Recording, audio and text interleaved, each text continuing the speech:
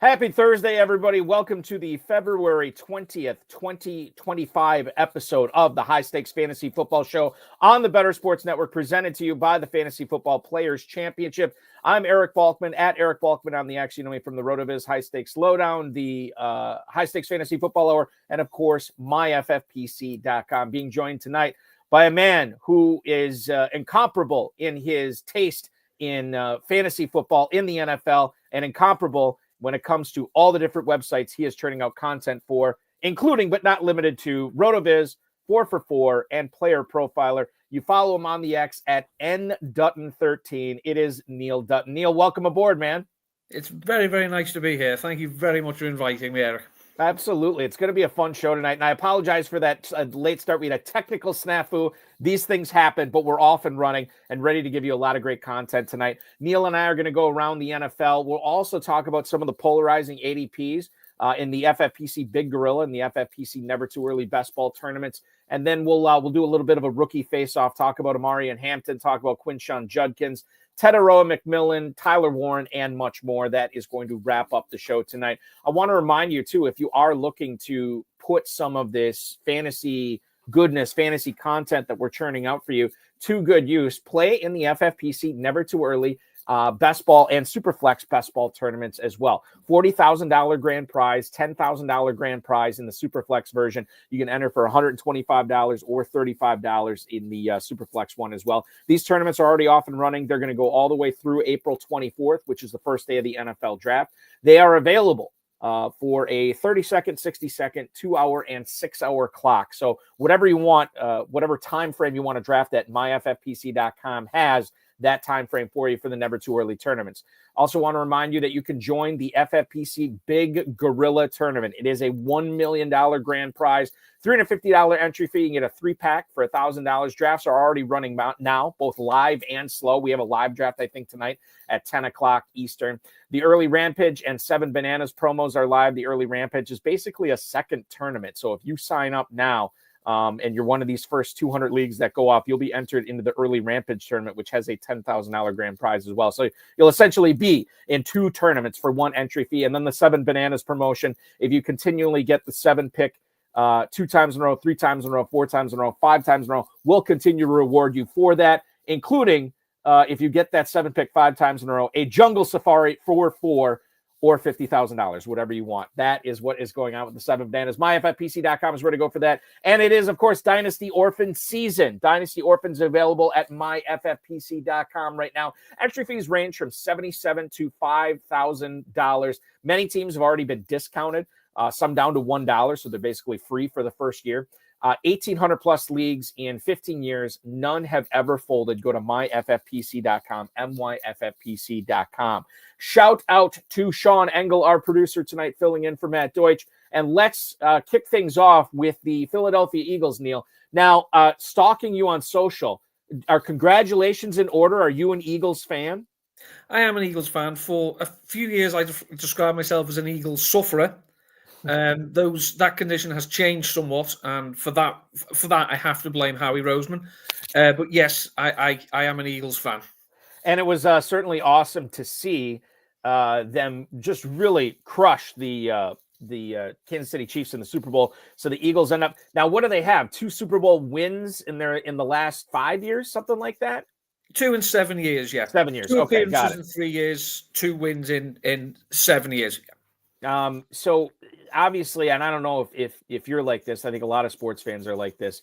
Even when it comes to fantasy too, as soon as your team wins it all, you're immediately, you take a few, days to enjoy it, but then you are focused on next year.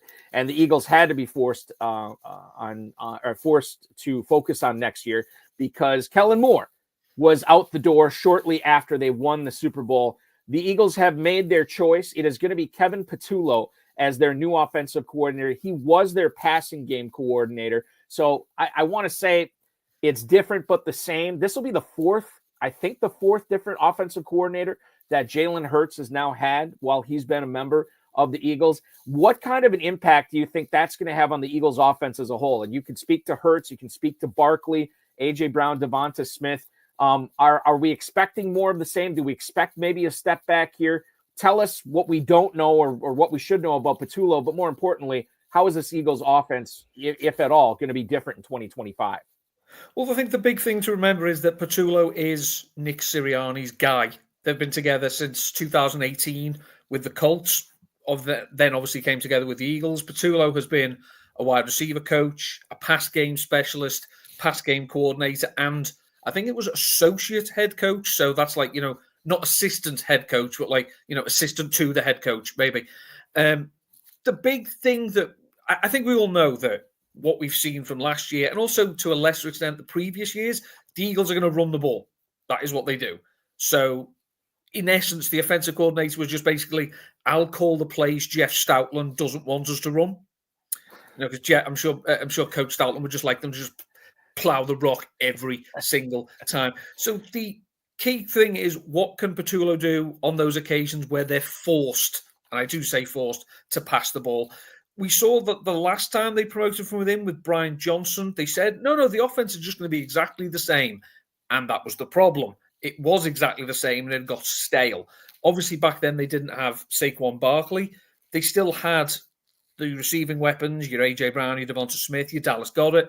But for some reason, Brian Johnson just wasn't pulling the right levers at the right time when it came to passing the ball. So an awful lot was asked of Jalen Hurts. Now, as you say, he's had different coordinators. He's had different play callers. Obviously, Doug Peterson was calling the plays when he first came in. It doesn't really matter because it just seems to come down to, we'll just do what Jalen Hurts does anyway. So it's still going to be Saquon Barkley's going to be, the engine. Hurts is going to chip in with his own rushing, and then they're going to take their shots to Brown, Smith, and Goddard, who may or may not be there, judging from what I'm hearing or what I'm reading. There is some question marks about that now, but I don't think the offense is going to change dramatically. It'll just be a case of, can they do enough to show that last year wasn't just that's all we've got. It's that's all we've got, but we can also change it. What about, obviously Barkley Dynasty owners, anybody who's thinking about drafting Barkley in the FFPC Big Gorilla or Never Too Early tournaments, they want more of the same, right? They want another Barkley season like he had this year. It's very, very difficult to live up to that. However, it is easier to live up to being the RB1 in drafts, being the 102 overall in drafts right now, which is where Barkley is going in the FFPC Big Gorilla. I guess the question I have to ask you specifically about Barkley here, Neil, is he going to pay off on that? It's tough to do that 2 years in a row, and he doesn't have to threaten the NFL rushing record to pay off at the 102. But oftentimes we see these players that we draft in the first round kind of based on what they did last year and were ultimately let down. Is Barkley going to let us down? Would you want to be in business with Saquon Barkley with the second overall pick this year? I think I probably would. The major concern that you'd have with Barkley coming off the type of season he just had is that most, I'm saying this without looking too deeply into it, most 2,000-yard rushers were also bulked up with large touchdown totals. Barkley wasn't. 2,000 yards is wonderful. I'm not besmirching that achievement at all. He only rushed for 13 touchdowns, which again is not bad, but it's not he'll never reach that again. The problem that Barkley has, of course, is he has a tush-push problem. Right. Until the NFL ban it, which I'm sure they will because, it's fun, so why wouldn't they? Until that goes away, Jalen Hurts is still going to eat into Barkley's touchdowns. So Barkley could still have a good season. If he replicated the touchdowns exactly, that would be great. You probably expect his rushing to come down by at least maybe 500 yards. So it's tough to say that he's going to be, an absolute smash at the 102. I think he could probably do enough because I still expect an awful lot of wide receivers to come back in vogue. I think an awful lot of drafters are going to think it's time to take the running backs again. Whereas I think an awful lot of people are going to be like, no, it was just Saquon Barkley being Saquon Barkley. They're not all going to do that. So that's sort of where you stand on running backs in general. Like we saw a bit of a running back renaissance, but maybe not so fast on that. I bow at the altar of Denny Carter when it comes to drafting running backs. I have to take them. So I'd rather take the good ones. but I would still rather start my teams and bulk them out really with wide receivers. Right, which makes sense. The Eagles have moved on to Kevin Patullo as their offensive coordinator. I don't know it certainly seemed like Doug Nussmeier might have been a candidate to be the offensive coordinator there. He gets passed over, but now he goes from the Eagles quarterbacks coach to the OC for Kellen Moore and the New Orleans Saints. So obviously Nussmeier and Moore worked together last year. He was actually drafted by the Saints in 1994 as a player. He takes over a Saints team that was 5-12 last year. Nussmeier and Moore not only worked together in Philly, they worked together in Dallas. They also worked together in Los Angeles with the Chargers. So this could be a very good thing for the Saints offense. And quite frankly, they need something very good on that team. With Chris Olave, who we'll talk about later, with Alvin Kamara on this team, they have some playmakers, maybe playmakers with some warts. They need an infusion of some skill position talent here. But what's the likelihood that Nussmeier and Kellen Moore can make a 7-course dinner out of some extraordinarily raw materials here? How big is the bump for Nussmeier and Kellen Moore? How much are they lifting that tide that is carrying those Saints skill position players on those ships? You could make a very strong argument that from an offensive point of view, this is one of the worst situations in the NFL. There's Alvin Kamara, who has shown he can be a bell cow, a workhorse. He's never going to get you the 1,500-yard rushing season because he doesn't do that. He's got to, he's going to be, he's going to catch a lot of passes because he always has. We have seen from Kellen Moore when he was in Dallas, when he was in Los Angeles, to an extent with the Eagles, but obviously that's a Jalen Hurts situation. Mm-hmm. The running back is going to catch passes. So Kamara is going to be good.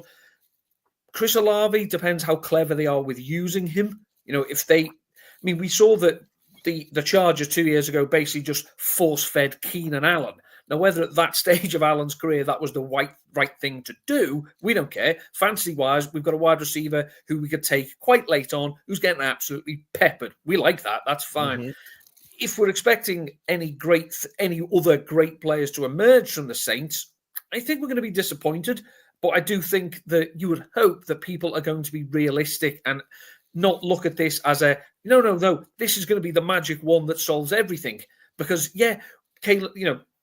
Kellen Moore has coming in as, look, I was the offensive coordinator of the Eagles. They won the Super Bowl. You had Saquon Barkley, Kellen. It's the everyone looks a genius when you've got a Hall of Fame player. Right. I'm old enough to remember Adam Gase being an offensive genius because he had Peyton Manning. Yeah. Yeah. So there's so many questions about the Saints. We still don't know who their quarterback's going to be. Derek Carr at the moment is the man.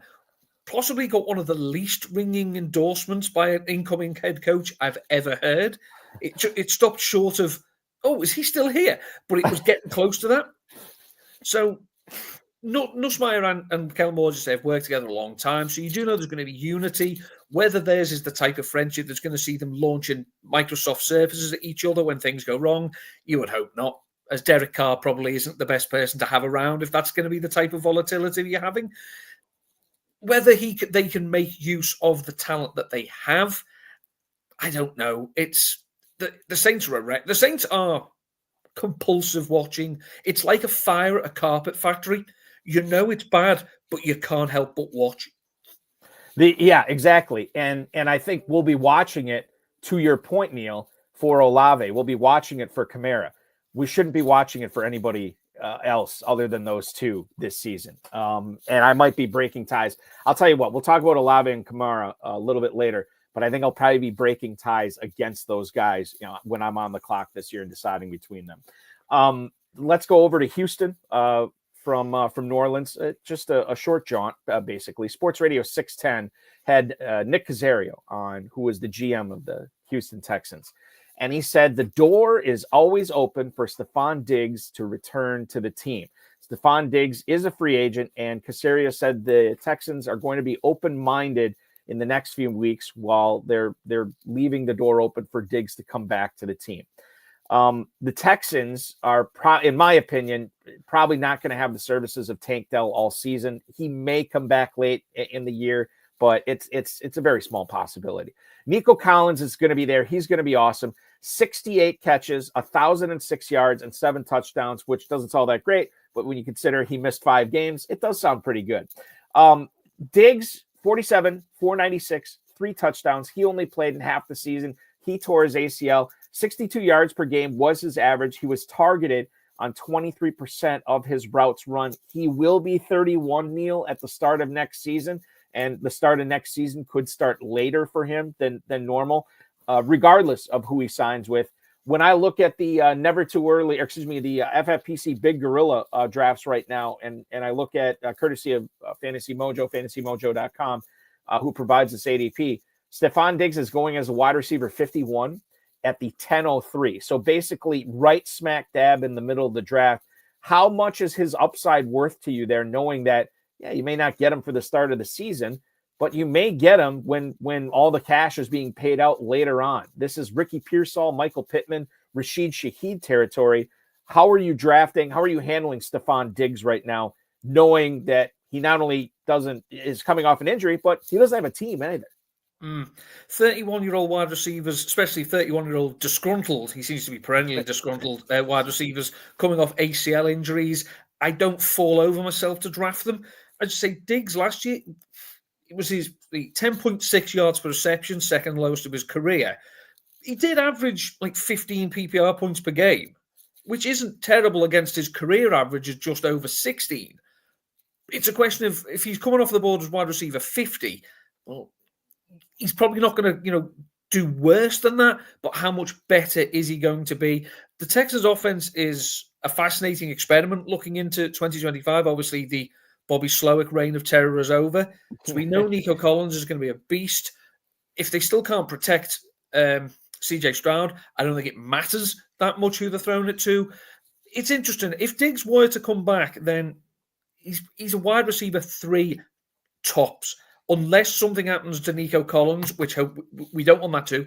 And even then, it's not as if it's going to be, well, it's all right, Nico isn't here, Stefon will do it all, because you have to think the Texans will look at bringing someone else in, either by free agency or the draft, because, as you say, we're waiting for Tank Dell. I mean, if you could as well, TV broadcasters, please keep showing replays of that injury. Couldn't get enough of it when it happened and need to see it more.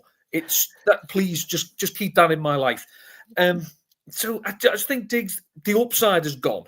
I think the best you're going to hope for is a wide receiver 3 with occasional unexpected jaunts into wide receiver 2 airspace. It's nothing to be excited about. Michael Pittman probably has more upside. Rashid Shaheed is a very volatile player, but again, if it's a choice between a Stefon Diggs with CJ Stroud in his offense or a Rashid Shaheed coming off a serious injury in the Saints offense, I probably would take Diggs just for that safety net. For where you're taking him, you're not expecting massively winning upside from that, I don't think. So between those 3 players, Diggs isn't a terrible choice. I just wouldn't be particularly excited about doing it. I think the other thing to keep in mind here is, let's say he signs with a team with a decent, we could use Houston as an example, but let's say he signs with a team where he would be the number 2 or potentially be the 1B or something like that. I don't think anybody's going to give him money where he'd be the number 1 anymore. How much does that change his ADP, right? Does he move up significantly from the 10:03 if that happens? And if the answer is no, then I don't really see the reason to draft him where he is going right now. Like it's that you're not gaining any sort of advantage by doing that. And to your point also, give me the younger guys that can make the big plays. And you're talking about, Keon Coleman's going there. Matthew Golden, the rookie out of Texas, is going in that area. Here's one. How about who would you rather have this season, Neil? A healthy Amari Cooper or a Stefon Diggs guy who is covering off ACL tear? And I believe Cooper is also a free agent too. We don't know where he's going to land. I think I'd probably take Cooper. I do have a soft spot for Amari Cooper for a very long time ago, as I did describe him as when he was coming out in the draft. I said, well, basically, he's just Robert Woods again. So do you really need another Robert Woods? And it turns out a lot of people do, and a lot of people did. So because he made me look silly, I follow him with interest. He didn't seem to fit in with the Bills, but it wasn't because I don't think it was that he's toast I think it's just that schematically, I don't think it was a right fit. I think it was the Bills, formed the old doctrine of we have to do something. This is something, therefore we should do it when they signed Amari Cooper. So I think he's still got a lot to offer. If he was a team's wide receiver 2 or Diggs is a team's wide receiver 2, I think I would still lean towards Cooper, especially as he's not coming off an ACL injury. I think that's what seals it for me is that assuming that he signs in time, which I don't know why he wouldn't, Cooper's going to come into camp healthy. We don't know that about Diggs, and quite frankly, I don't think that he does come into camp healthy, or at least as healthy as Cooper. I'm with you. I think it's Cooper over Diggs. The Pittsburgh Steelers in the news earlier this afternoon. Diana Rossini was on from The Athletic, was on the Rich Eisen show, and he was asking her about the Steelers, and she reported that the Steelers right now are discussing everything at quarterback this season. Quote from Rossini, I think they're discussing everything. In fact, I know they are. The Steelers trying to figure out what veteran quarterback they're going to go with this season. Russell Wilson and Justin Fields last year, and Russell Wilson obviously was underwhelming the majority of the season. She also said that she has a hard time believing they're going to go after Sam Darnold in free agency, or they're going to try to arrange a trade with the Rams for Matthew Stafford. Who the vet is, I don't know. I don't think they're probably going to trade up for Shadir Sanders and Cam Ward. Aaron Rodgers is a possibility, I guess. I don't know. The real question here is, not only is Najee Harris a free agent, we don't know if he's coming back or not, but George Pickens, as volatile as they come, both on and off the field, and now we don't know his quarterback situation. You look at Pittsburgh, who I thought had a pretty good season last year, but Neil, as we look forward to 2025, there's a lot of red flags. Maybe red flags is not the right thing to say, but there's a lot of big-time question marks on this team that has me thinking, God, if I'm on the clock and I'm looking at Pickens or I'm looking at Jalen Warren or Pat Freiermuth, I'm probably looking harder and picking the other guy more often than not, just because I don't know what this offense has in store. I don't know what they're doing at quarterback. Red flags and for, proceed with caution. This isn't a red flag. This is a road closed. When you're looking at players on Pittsburgh, since Big Ben left, Pittsburgh quarterbacks rank 26th in pass attempts. So since 2022, I think our first year, sans Big Ben. So 22nd in attempts, 27th in yards, 32nd in touchdowns, and what we all really care about, collectively 23rd in PPR. This is a wasteland, and that's now a wasteland for 3 seasons. I'm not saying that Ben Roethlisberger at the end, when he would barely move, that he was propping up fantasy relevant players, but he was still the answer. We don't have to worry about it. Could we do better? Yeah, but we could certainly do a lot worse. Since he's been gone, this offense has just cratered. The problem we have is we have Mike Tomlin, who still wants to win every game 3-0. And we have an offensive coordinator who feels his precious system is so good, he never needs a quarterback to run it. Despite the fact that when it was running at peak efficiency, he had quite an efficient quarterback in Ryan Tannehill, who's still out there, folks. Just saying. There is no one on this offense Pat Freiermuth, why? It's not going to be volume. It's not going to score touchdowns. We've seen there that they don't pass for touchdowns. It seems to be something they've got out of. George Pickens is an interesting character. Wouldn't want him in my locker room with me, as I feel, that he's just as likely to get smacked by a teammate as he is by an opponent. And I say that they telegraphed back in the day that they were going to take Najee Harris when they did. They couldn't have gone out of their way to say, we're probably going to take a running back. He's probably going to be called Harris, they may as well have said, because Harris running backs in Pittsburgh, it's worked before, but doesn't mean it's going to work again. This offense is terrible. And, it's not as if whatever quarterback comes in, we're going to be interested in because it's going to unlock all this potential. Right. The potential is not there. It doesn't matter. It's not going to be, as you say, probably not going to get Darnold. They're not going to get involved in that. I don't see why. I'm assuming Matt Stafford might have some kind of no trade clause, but I don't know about that. So why he'd want to go there, I don't know. Their best bet is to do what they've been doing, just keep kicking the can, sign Fields or Wilson. Personally, I'd sign Fields because I think he's got a bit more of the playmaker gene that Russell Wilson doesn't anymore. By that, they'll then sign Wilson, of course. But in terms of the surrounding talent, I don't think there's an awful lot there that we need to concern ourselves with. I think that when we're drafting this early, it's easy for us to be confused because there's so much going on, and it may be hard to make decisions. I think this is an easy thing to eliminate off your board. I no matter who they get at running back, no matter who they get at quarterback, it's not changing much.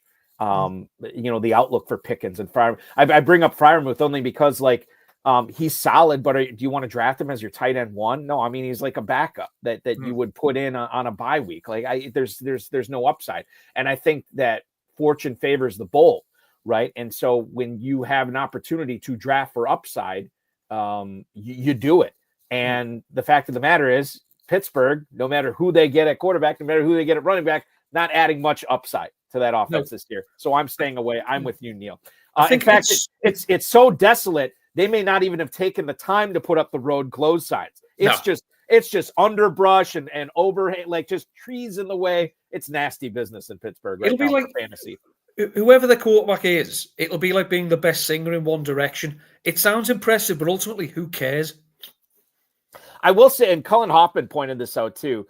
Jaylen Warren goes late enough in drafts, and he could be the lead back going into 25. And I'll say it to his point on that. If you are looking for upside, if Jaylen Warren is the starting running back in Pittsburgh, he's running back 34. I mean, if Pittsburgh doesn't take a running back, they don't sign anybody, then yeah, there's a chance that could pay off. But that's still an 8th round pick. And I don't know if I want to be in business with Jaylen Warren in the 8th round because I think he might be drafted a little too high, even for the chance of getting a starting running back. I think I'm still staying away. But I understand the reasoning on that, Cullen, for sure. Let's stay in the same division here, Neil, and we'll talk about Jamar Chase. I want to get your thoughts on him potentially being the 101 as he has been in many FFPC drafts so far. Jordan Schultz, who covers the NFL for Fox Sports, says that Chase is going to command at least $40 million per season in his new deal. 127 catches, 1,700 yards, and 17 touchdowns last season. Now, before the season started, there was, Cincinnati could have locked him up. Didn't seem like they were on the same page there. No surprise at Cincinnati. This is what they do.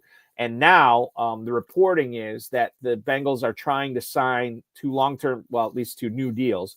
Not only Chase, but T. Higgins and Trey Hendrickson there as well, the defensive end. That's a lot of cash to be thrown around with 3 players all in the same offseason. If they do franchise T. Higgins, which I mean, obviously would make some sense here, that means he's coming back. I don't think that's necessarily bad for Chase. There's a lot of people who wanted Higgins off this team because that would mean essentially more volume for Chase. And I don't know if that's necessarily the case. I think one of the reasons Chase was so good last year is because the Bengals defense was horrifically bad. And Higgins did take some pressure off of Chase in coverage. Like there were games where Higgins blew up because Chase was being double teamed or bracketed. And Higgins, if he's on this team again next year, it's also going to prevent teams from doing that often against Chase. He is going as the 101, Neil, right now, to bring this all back. He's going as the 101 right ahead of Saquon Barkley in average draft position. He's slipped as late as the 102 within the last 2 weeks. But it's been 101 or 102. I'm going to ask you the same question I asked you with Barkley. Is Chase going to pay off the 101? Again, he doesn't have to do what he did last year, but you always worry about a letdown. Are you worried? Is there any reason to be worried about a letdown for Chase if you take him at the 101? For myself, I don't think there is. I mean, there's the ever-present danger of injury. I don't draft thinking someone might get injured. If you do that, don't play. This isn't the game for you. So if we were to assume that Jamar Chase is going to play all 17 games, and let's not forget, last year, the first 2 games at least, I think he may as well have been in the stands because especially that's the New England game, the week 1, didn't do anything. So his numbers could have been even better. If we assume the Bengals do the sensible thing and actually try and keep their players happy so that they go into a season well compensated for their deeds and comfortable in their surroundings, Jamar Chase is going to see an awful lot of targets. He's not going to see all of them because he never does. T. Higgins doesn't see enough to make Chase unplayable, but he doesn't command so many targets that we're like, these two can't coexist. They can, they have, they will. So I have no fear at all, Jamar Chase. The Bengals and the Cowboys, teams like this, there is no upside in waiting for these deals other than achieving the ultimate goal of annoying your players and potential players who might want to come and play with you and your franchise quarterback. That's all that this achieves. And I say Joe Burrow is being the very good soldier and saying things like, I might be prepared to do something here if it'll keep them, which is the thinly veiled, just pay them, will you? That I've heard. So I've got no issue with Chase. He is worth that money. And fans who say it's not yours. It doesn't matter. We're not paying him. Just let them pay him, then get on with it. Yeah, I mean, let them pay him, and because it's good for us as fantasy players, because we should keep this Jamar Chase gravy train moving down the tracks, which is what we want. Even if you don't like Chase, you're rooting for him to stay in the same position, stay in the same system, because that will allow somebody you do like to fall to you at some point in the draft. That's the whole thing there. Okay, let's move on and talk about another Jordan Schultz report here about Matthew Stafford, Neil. Several teams apparently have called the Rams about Stafford. Schultz thinks that the Rams are wanting a first-round pick in exchange for Matthew Stafford. The Rams, if they do send him off, then you would be looking at Darnold, potentially Aaron Rodgers. That's getting some steam right now as well. About Rodgers to the Rams if they do ship Stafford out. You made this point earlier. I'm with you. I don't know if he has a no-trade clause, but I can't imagine he'd want to. I mean, I know Cooper Kupp is probably not going to be back with the Rams this year. But, man, when you have the opportunity to throw to Puka Nacua, you play in that division, I got to imagine that the grass is probably not greener for Stafford. But knowing that it's a little volatile for his market right now, he may or may not be throwing to Puka Nacua. His number one receiver, odds are, if he does get moved, will not be as good as Nacua. He's going fairly late right now in drafts. I mean, how much risk do you think there is in drafting Matthew Stafford, quarterback 27 at the 18-12 right now? It's not going to kill you. Does he become a target for you at that point as a backup quarterback? As a backup quarterback, potentially. I mean, we've seen that when he has been on the Rams and he's had Kupp, Nacua, even Tyler Higbee. There were weeks where Colby Parkinson was in our lives. We've shown that Stafford can be solid, but he's not. Famously, of course, he scrambled once all last year, and that he waited until his last game to do that. And as soon as he got up after that hit, it was like, I ain't doing that again. So obviously, there's no rushing upside. It's purely a floor play. The problem we've got is the archetype of quarterback that we have in Matt Stafford is a trend that's been now going on for about 5 years in the NFL of teams who are like, we're just a quarterback away, so let's go out and get him via trade rather than developing our own. So we've had Tom Brady, Russell Wilson, Matt Stafford. These are all players who've been brought in to get us over the hump, as it were. Stafford would be the first one that two teams might be saying he could do it for us.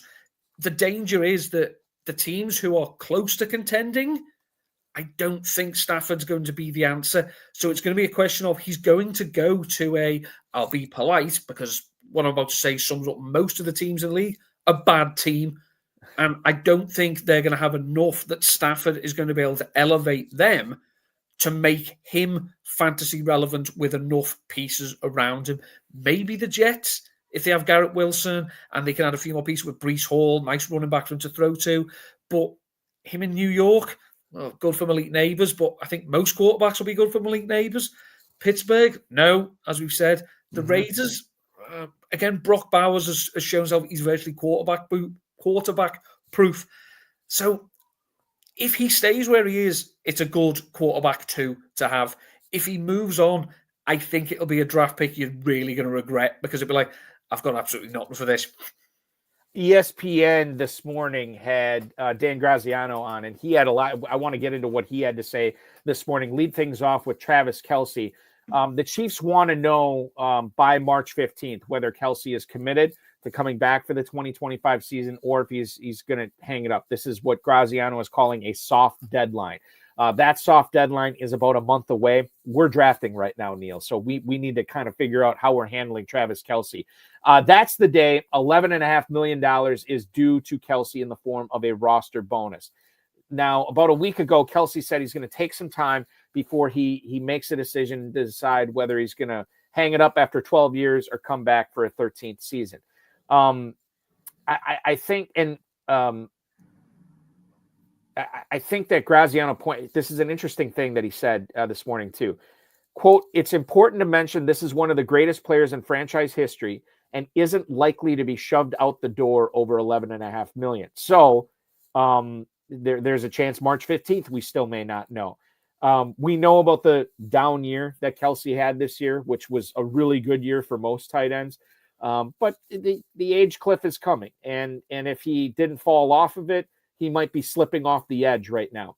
How do you handle Travis Kelce in drafts? Obviously a first ballot Hall of Famer, but a guy who has fallen now to tight end 11, again, FFPC tight end premium. So he's still going in the 8th round.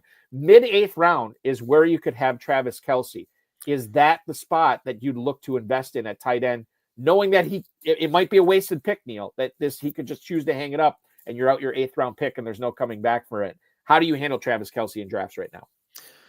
It is a tough one because we do know that when the Chiefs do choose to pass the ball, he is still going to see his targets. He's not going to rack up the yak anymore, so it's not going to be big yards per reception totals.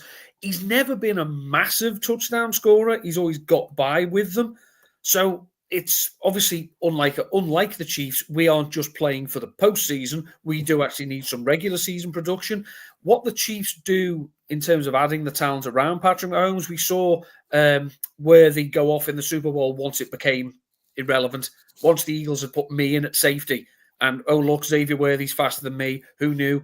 Once that came in, Xavier Worthy became a bigger part of their offense as the season went on. So I'm not saying they used him exactly the same as they used Travis Kelce, because obviously completely different players. Kelce was still involved enough, given how volatile tight end is on a weekly basis, that even on, as I say, on his bad season, he was still a tight end 1, and comfortably so, probably. I think he's still worth the gamble. It would be a gamble. I mean, I'd like to say, I'm sure they're not listening, but I'd like my boss to give me $11 million for me to then a week later say, actually, I'm not coming in anymore. I'm keeping the money. Yes. I don't think I've generated enough goodwill with any of my employers for that. But you're not a first ballot Hall of Famer at any of these places, Neil. Come on, you got to be really, up there. No. You got to be close.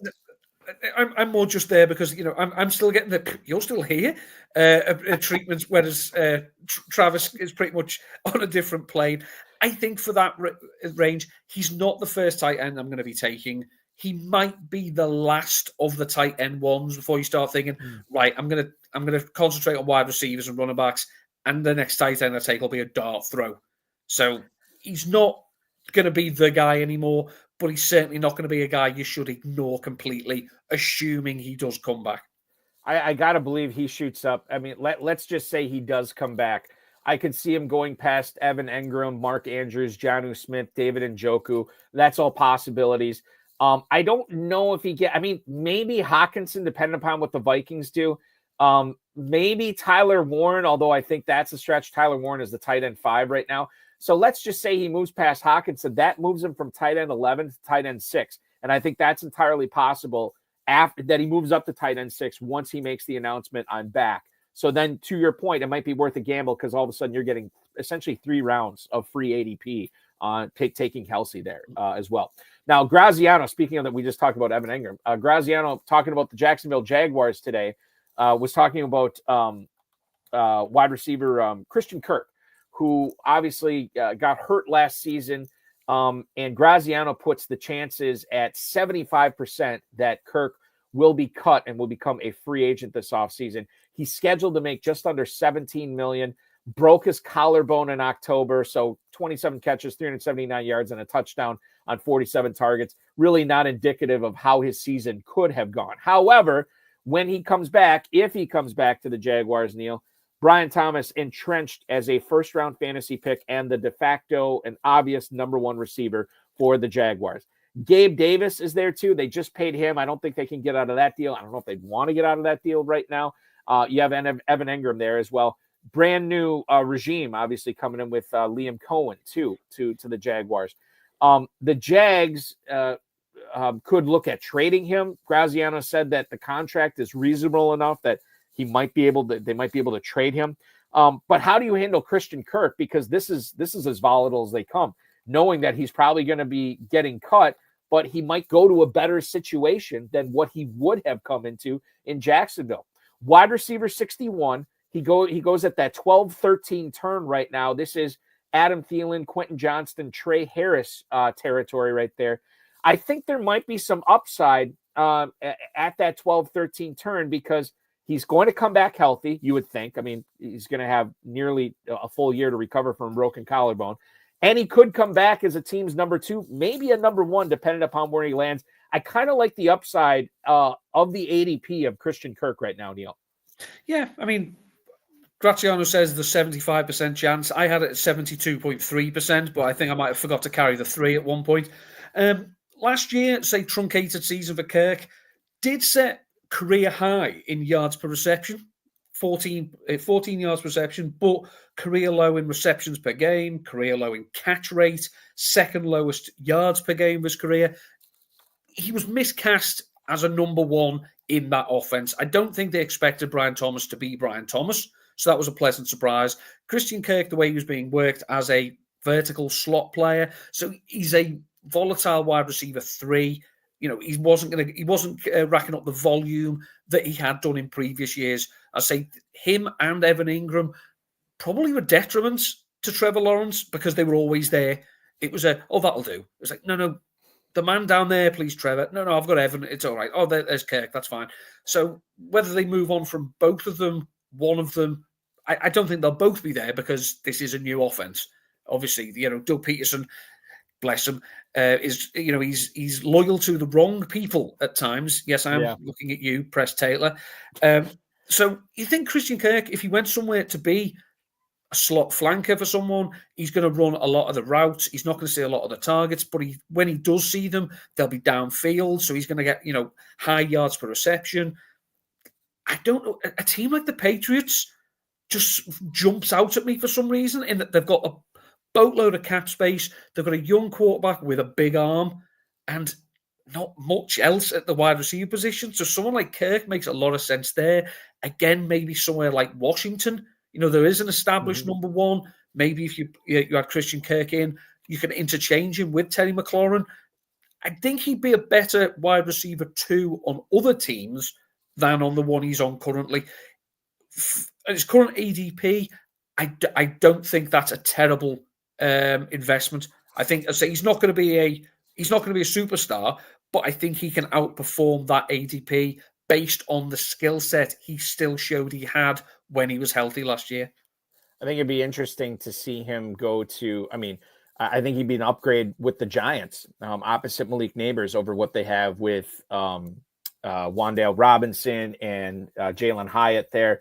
I think the Raiders would be fun to have a trio of Brock Bowers, Jacoby Myers, and Christian Kirk there. Although Christian Kirk and Jacoby Myers, there might be a little bit of duplication of skills there. I think Kirk is probably the better deep guy. So maybe they're more complementary than I think. But to your point, Neil, all these places we brought up, he's not going to be the number one anywhere, but it's a better situation than what he is having in Jacksonville right now. The last thing I want to bring up from Graziano is his report on Mark Andrews this morning. He thinks there's, quote, a good chance that Andrews and the Ravens are going to find a way to be in business with each other this season. He is going to turn 30 this year, is Andrews. He's set to make $11 million. $4 million roster bonus is due about a month from now on March 17th. So because his salary is not guaranteed, they could cut him and save the $11 million before the roster bonus is due. and then maybe they still work to bring him back. But I think that it'd be highly unlikely if they decide to cut him. They'd be moving on with highly likely that they're moving on with Isaiah Likely as the starter there. And he's had some really good games when Mark Andrews has missed. Certainly not the way Andrews would want to go out with a really poor performance down the stretch against the Bills in that playoff game. The reason I bring Andrews up here, I guess the biggest reason I bring him up here is his ADP's tight end 9 at the 702. Neil, if he is cut and he does go elsewhere, is his talent good enough where he could still pay off at that early 7th round ADP, that tight end 9 going ahead of Evan Engram, ahead of Travis Kelce, ahead of Tucker Kraft? How do you feel about Andrews, knowing that, yeah, he's probably going to be back in Baltimore, but because Likely's there, maybe it makes it a better chance that they actually decide to move on from him before he hits the age 30 level. The good thing about Andrews, and he's done this since he came into the NFL, and to be fair, he did it at Oklahoma as well, he's always scored touchdowns. He is, he's not allergic to the paint. He is always quite high up. He's going to get you your 7, 8, 9 touchdowns a season. It's quite strange that obviously the season ended on an incredibly sour note for him. Last year, of all the Ravens pass catchers, Lamar Jackson's adjusted yards per attempt when he targeted Mark Andrews was 11.78 yards. So that was the best of any player on the Ravens. This was Mark Andrews' down season last year, but their link-up was still incredibly productive. Andrews is the second best AYA for Lamar throughout his career. Players who've seen a minimum of 100 targets. The flip side of that is the player with the best AYA is Isaiah Likely. So obviously he's younger. He's shown, as you say, that he can be productive when Andrews hasn't been there in the past. If Andrews does end up going somewhere else, there's a good chance that he's not going to wind up somewhere like Mike Gesicki, who's going to be, look, you're going to run 25 routes a game, but maybe you'll catch a touchdown. Look, even if he was, if we've seen, and believe me, as someone who writes about bad tight ends as much as I do, if all someone does is catch 2 balls, 17 yards and 1 touchdown, congratulations, you're a tight end 1 that week. If that's all Andrews is going to do at places like, again, we'll say Washington, Los Angeles, some places like this, he can still go and be valuable, even if he's not going to see 8, 9, 10 targets a game. If he sees 4 or 5, but gets the red zone work, he can still be a valuable contributor. So I wouldn't be stunned if Andrews was on another team and Travis Kelce came back in 2025, if Andrews still outscored Kelce based on touchdowns alone. I think that for all these people that want to get their elite tight end, if you want to eschew that this year and you want to go with, after the top 6 are off the board, you're going to have the opportunity to draft some guys that were really good players just a couple of years ago. Mark Andrews, Travis Kelce, and Evan Engram among them. That may be the way I go in some drafts too. Just because tight end, and this better than anybody, Neil, is it's such a volatile position year after year for fantasy. Volatile in a good way, bad way and good way. Good in the fact that sometimes you can find these guys who are drafted as like tight end 15 or lower, and all of a sudden they're a top 10 finisher or top 5 finisher on the season. So a tight end is something that we'll probably explore a little bit more in the next segment. I want to take our first break. We're late for it. When we come back, I want to get your thoughts, Neil, on Chris Godwin. I want to talk about the Lions offense with no Ben Johnson as well. And we'll get into some more of these polarizing ADPs, including but not limited to Drake London, Garrett Wilson, Chuba Hubbard, and more. He's Neil Dutton from 4for4, RotoViz, and Player Profiler. I'm Eric Balkman. You're watching the High Stakes Fantasy Football Show on the Better Sports Network. World champion Ric Flair once said, if you want to be the man, you got to beat the man. And if you want to be the man or woman this fantasy football season, you got to play over at myffpc.com. That's where all the best fantasy gamers play. That's where all the high stakes gamers play, because they've got the high stakes leagues. They have the best formats. They have the best payouts. It's the place to be. And if you win a FFPC main event or a Fantasy Pros Championship contest over there, you put some serious respect on your name and some money in your pocket. Anyone can win their hometown league, right? you're probably a great fantasy gamer. Prove it. You go out and win an event like this, you can go and put in your Twitter bio or X bio, FFPC main event champion. That means something. That's definitive proof that you're one of the best fantasy gamers in the world. So go over to myffpc.com and use promo code COOP. They'll give you $25 when you deposit $35 or more. And now you're on your road to greatness, right? You could even do an online draft, or you can go and draft in Las Vegas with the stars. Draft at Planet Hollywood for the FFPC main event. That's where they're all doing it. It's awesome stuff. So get set up now so that you can be a star this year. You can be the man. Just like Ric Flair, you can be a champion. Woo! If you want to play Superflex Tight End Premium, boy, do I have a spot for you to do that. myffpc.com. And if you use promo code COOP right now, they'll give you $25 when you deposit $35 or more. And there's two ways to play. You can do a startup where you're just drafting from scratch. And that's a big endeavor. And as Jag said, if you mess it up, you're setting yourself up for a world of hurt for a long time. Then there's my favorite one, the funnest version, which is picking up what they call an orphan team, which is one that someone's abandoned.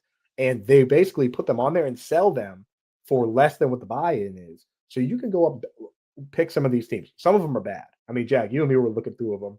One of them is a $750 buy-in team you can buy for $1.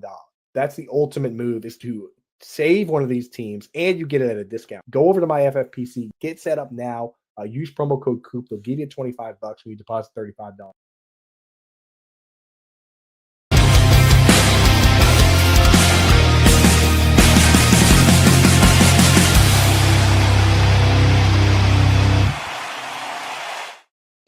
Want to remind everybody to play the FFPC Never Too Early Best Ball and Superflex Best Ball tournaments. The Superflex Best Ball tournament is going to cost you $35, but you can win a $10,000 grand prize. The normal FFPC Never Too Early tournament, $125 for the entry on that, and it is a $40,000 grand prize.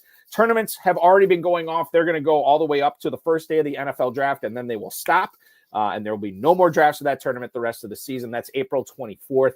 Drafts are available right now, 30-second, 60-second, 2-hour, and 6-hour clock. Check it out, myffpc.com. That's myffpc.com. We're sitting in tonight chatting with Neil Dutton from RotoViz 4for4 and Player Profiler. A lot of stuff we got to in that first segment. Got to be pretty thorough, but one of the things I was looking forward to talking with you about, Neil, is something I'm going to bring up right now, and that's Chris Godwin.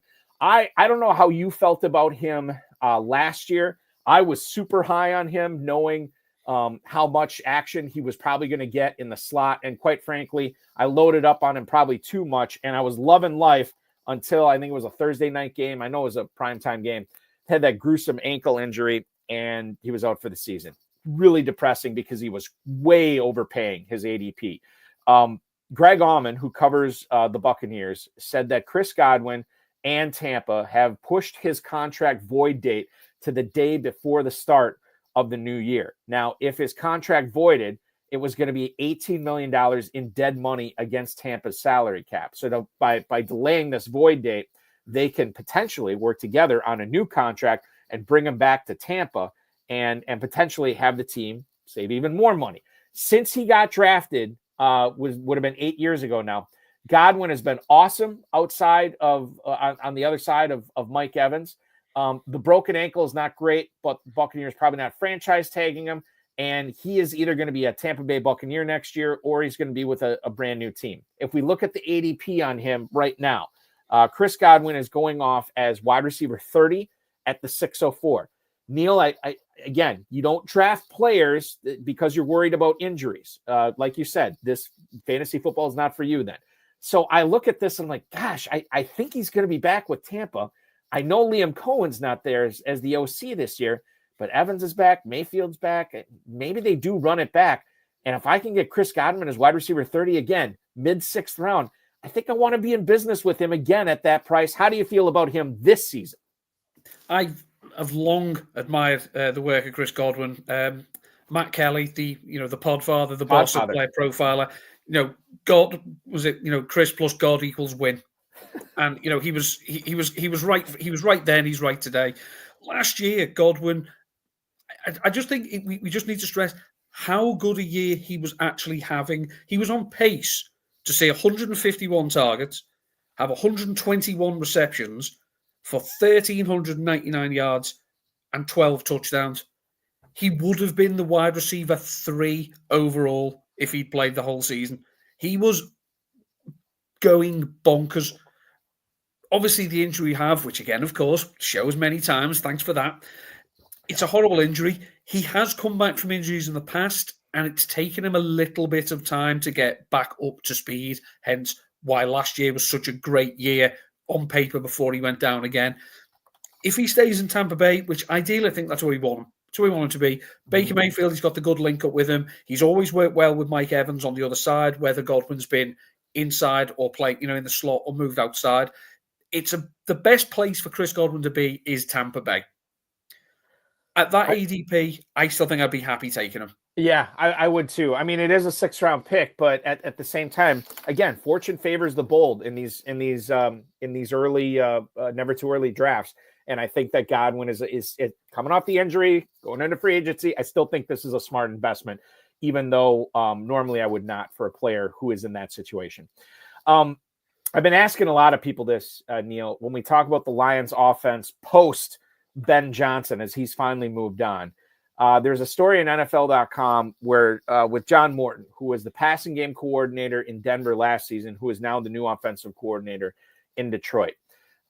He said his prior experience with Jared Goff is going to inform the direction of how the offense is going to go in 2025. Morton was a senior offensive assistant with the Lions back in 2022. And he had this to say, and I think this is an interesting quote, and I'll tell you why in a second. I think it's big because it all starts with the quarterback. Just kind of knowing him, and when I was here, I was in the quarterback room. So I have a feel of what he likes, what he doesn't. That's important as a play caller.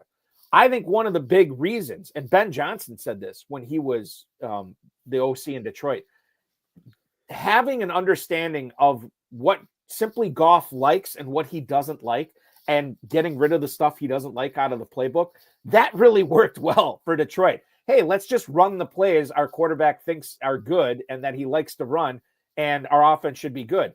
And the offense was great. So I look at okay, so John Morton, just to bring this back.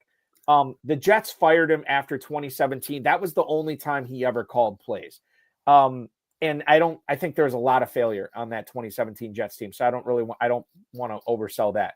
But I look at the ADPs and I'm like, God, with Ben Johnson moving on, maybe I can get a deal on some of these lines. And then I look, Gibbs is the RB3, Amon-Ra St. Brown, wide receiver 5, Sam Laporta, tight end 4, David Montgomery, running back 22, Jameson Williams, wide receiver 31, Jared Goff, quarterback 12. I'm not seeing a whole lot of discounts there, which is what I thought I'd see this year. And it's not happening. I guess fantasy players are kind of with me on this, in that they don't foresee a big drop-off with the Lions offense. If a drop-off at all, for God's sakes, this might, and I don't look at this, these ADPs might even be better or higher than they were last year. The Lions offense after Ben Johnson, now with John Morton, how do you view this juggernaut of a unit from 2024? How do they keep that train on the tracks in 2025? Well, firstly, it's very unfair to say that the only Jets failure was in 2017. When you say there's an awful lot of Jets failure there, I think that's just picking on them slightly. It's as you say, the offense is going to be the same to an extent, because it's going to be based on what Jared Goff can do, what Jared Goff wants to do, and eliminating what he can't. I mean, there was a thought that maybe it was like, Ben, we don't need trick plays every week. But obviously Ben Johnson didn't agree with us. So we have a system that's put in place that Jared Goff feels comfortable in.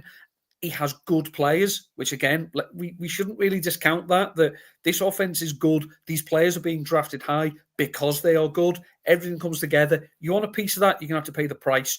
John Morton coming in, it probably is going to be a downgrade, because, as you say, if your only experience of calling plays was with the rotting corpse of Josh McCown, as opposed to Jared Goff and all this.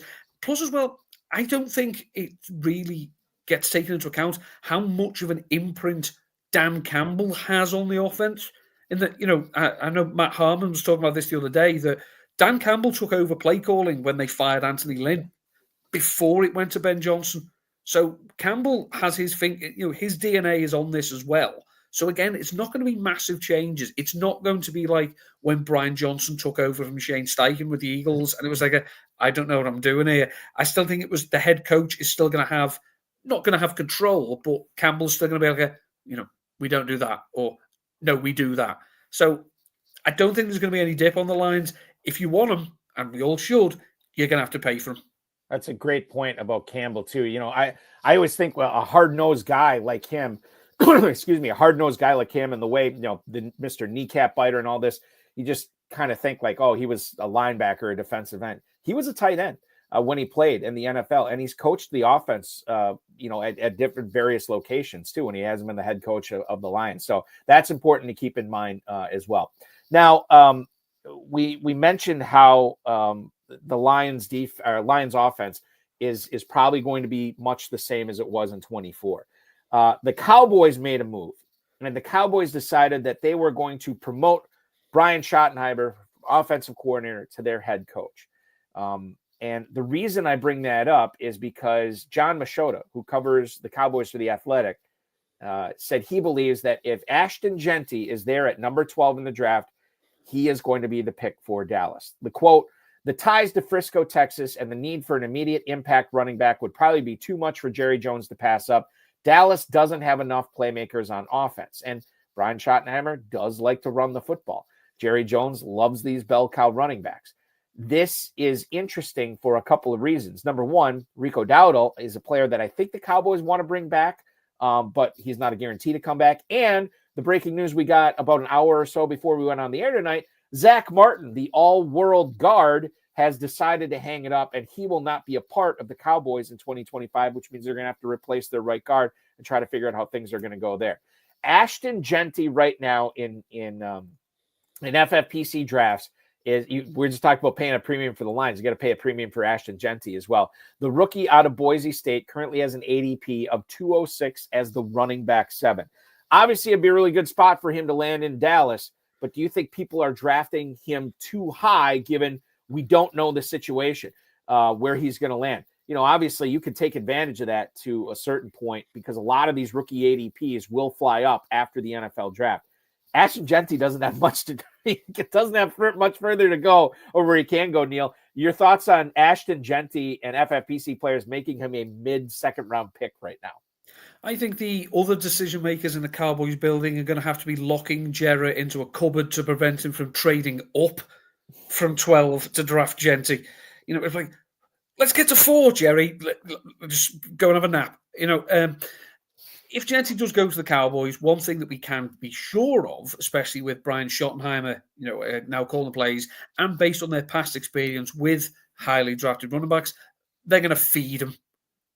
From a pure volume point of view, Rico Dowdle is fine. He's a nice chap. It was a serviceable season that he put in. Learn how to speak Zach Stacy, Rico, because Ashton Jeanty's taking your soul. So if he does come in there, you can probably look and say, I don't think he's going to have, because back when they took Zeke, the Cowboys did have an arse-kicking offensive line. They don't anymore. They have good pieces, Tyler Smith, people like that. Zach Martin retiring is obviously a massive blow, but he's still going to get the volume. And, Dak isn't adverse to checking the ball down to the running back in the passing game as well. I'm not sure what Jeanty's pass-catching profile is like.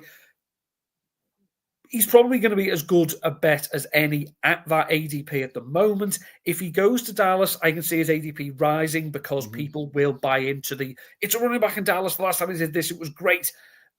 Yeah, times have changed, but there's absolutely no doubt in my mind if he's there at 12, he's going to be a Dallas Cowboy. Anyone else expecting to still get him? Like, I know a lot of people would like him in Denver, people like maybe Los Angeles. Yeah, best of luck with that. He's going to be a Dallas Cowboy. Yeah, and I think you're probably right if he does fall that far. Sometimes all these things are they're just a little too obvious, like they have to happen. And it'd be difficult for me to say that the Cowboys are going to ignore, they could have potentially had Derrick Henry last year. They could have potentially drafted, a running back last year, but Jeanty would be such an improvement that it's hard for me to envision Jerry Jones not, investing in him at that 12 spot. Okay, let's move on and talk about some of these polarizing 2025 ADPs and get your thoughts on them, Neil. I have been talking to a lot of people on this show and others over the last, really before the end of the NFL regular season. And I said, hey, as we look forward to drafts next year, would you consider Brock Bowers? Again, a tight end premium format is the FFPC. Would you consider Brock Bowers as a 101 pick, like the first overall pick? We've seen it done before when Travis Kelce was in his heyday. We saw him go 101 in drafts. But Brock Bowers just had the best rookie tight end season of all time. One of the best rookie just pass catching seasons of all time. It was insane. Now he's not going top 3 right now. If we look back in the last 2 weeks, he's gone as high as the 103, but he's settled in at the 106. That means if you have a mid-first round pick, on average, most people are utilizing that mid-first round pick on Brock Bowers. Is that a smart investment? It could be when we know who's going to be throwing him the ball. Because, as you say, he did this miraculous rookie season last year with Aiden O'Connell and Gardner Minshew. I don't think either of them are the answer moving forward. The Raiders played themselves out of the guaranteed where they're going to get one of the quarterbacks on this draft. I don't think it's a deep quarterback draft. I don't think I'm betraying any secrets there. Do they think about getting involved in the Matt Stafford sweepstakes? If so, don't like it from Stafford's point of view because I don't think this is a team that's ready to compete, but someone who understands the assignment of feed your playmaker. We've seen that Matt Stafford has been the wide receiver kingmaker over the course of his career. Calvin Johnson, Cooper Kupp, Puka Nacua. Well, there isn't a wide receiver here, but you've got the next best thing. So if Matt Stafford went to Vegas, then Bowers in the middle of the first round, I think that's a worthwhile investment. Sam Darnold, I don't know. We could be, I still struggle to reconcile, is what we saw from Sam Darnold last year real? Is this who he is now, or is it a glorious blip? Is this the oasis that we'll never see again? But we really should appreciate it. Brock Bowers is phenomenal, and as I say, he did what he did last year without a real established quarterback in a tight end premium format like this. I don't hate where he's going at the moment. If he gets a significant upgrade at quarterback, then this is actually going to look like a steal. I think you mentioned earlier being quarterback proof, and if that's the case, then this should be just as safe as CeeDee Lamb or Justin Jefferson or Puka Nacua, 3 of the players that are going around him. My concern, and I've always said this, you want a quarterback, and people are probably getting me sick of saying this, but I'll say it again. You want a quarterback that's competent enough to get the ball to one guy, right? Like Jake Delhomme to Steve Smith all those years in Carolina, right? Delhomme was good enough to get the ball to Steve Smith, really not good enough to work through his progressions and find the second guy or the third guy. But man, did he get the ball to Smith where he could make plays. That's what you want in Las Vegas at the quarterback. You want a guy who's talented enough to get the ball to Bowers early and often if you're taking him at the 106. Let's move on and talk about Derrick Henry, a guy who now is post age 30, and yet people are still drafting him at the 205, the 6th running back off the board, before Jeanty, before Jonathan Taylor, before Bucky Irving. When you look at Derrick Henry, knowing that he's going to be back in Baltimore, he looked awesome last year, had a bit of a career renaissance, but Father Time is undefeated. I wouldn't say he showed shades or of anything like where he was, potentially falling off the age cliff, but the age is still looming, and this is now a premium pick, a 205, early to mid-second round. I don't know. I've always been skittish about drafting Derrick Henry in general because he doesn't catch passes, and I usually want to get a pass-catching running back instead. And now we're talking about an aging running back who doesn't catch passes on a team with Lamar Jackson, who, granted, he was awesome last year. Henry was with Jackson, but Jackson can easily take off, and he's not going to dump it off to Henry a whole lot. Your thoughts on Derrick Henry at the 205? I basically, subconsciously made a business decision that I will get Derrick Henry wrong every single year. I see no sign of that stopping. The big plus that he has, and again, it comes down to the lifeblood of fantasy football, is touchdowns. Lamar Jackson doesn't score that many rushing touchdowns. Granted, he throws a lot of them, 41 and 5, whatever it was last year. He only rushed for 4. But if he's rushing for 800 yards and he's scoring 4 touchdowns, and the Ravens are still going to be a high-powered offense, there's still going to be 10 to 15 touchdowns going spare. Justice Hill is not going to catch enough balls to put me off Derrick Henry. I think the other weapons they have in the passing game are good enough, but we still know that this team goes through what they can get on the ground. Derrick Henry, as you say, it's around some of those other players. I wouldn't take him ahead of Jonathan Taylor, personally. I still think Taylor has got another big season in him. If he can stay fully healthy, if Anthony Richardson can, stop taking the blue Smarties and just calm down, then maybe we can see, that we could see what it was like with Lamar and Henry at some point in Indianapolis. I still think in the second round, it's still a good place to take him because of the high touchdown upside. But as you say, the fact he doesn't catch passes is always going to count against him for me. And it's always something he's going to throw back in my face when I write him off. I noticed that you had just written a piece for RotoViz within the last week or two, right? On the 5th-year option players and which ones, should have their option picked up, which ones won't. And we'll get to some of those players here. One of them that you talked about was Drake London, who got a lot of helium in drafts last year when you had Kirk Cousins going there, thinking that, okay, this is what's going to be unlocking London. And while London did have some spike weeks, did miss some time due to injury, he looked pretty good with Michael Penix, who was going to be his quarterback this year as well. Now, I feel like his ADP is lower than it was last year. I'd have to go back and look.